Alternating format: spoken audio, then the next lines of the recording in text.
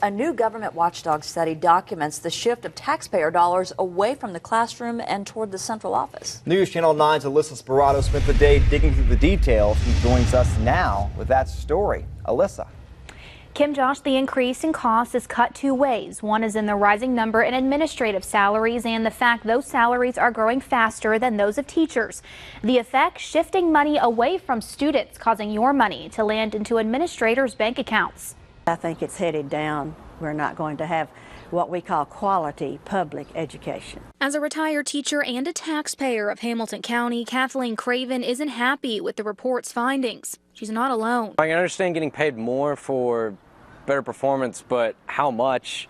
Do they really need an extra $10,000? The Beacon Center of Tennessee found out of $10,000 spent per student in the state, only 54% is directed towards the classroom.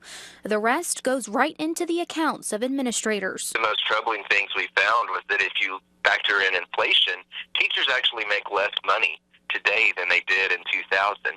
Yet high-level administrators, such as superintendents, have more than kept pace with that inflation. And so it's a really disturbing trend that the focus is on giving pay raises and significant growth in administrative positions rather than on teachers. One glaring example, Etowah City Schools.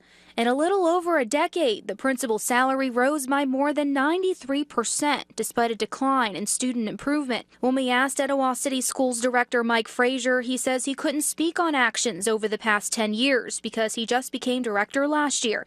But he did say the number is staggering.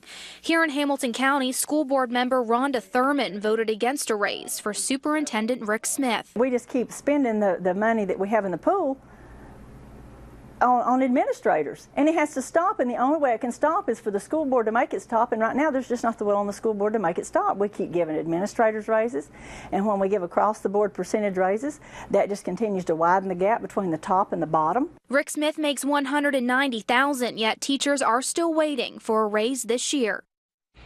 The reallocation of wealth away from the classroom could be justified if students showed a higher performance on standardized testing. But TCAP scores at Etowah City Schools show they haven't improved in over a decade.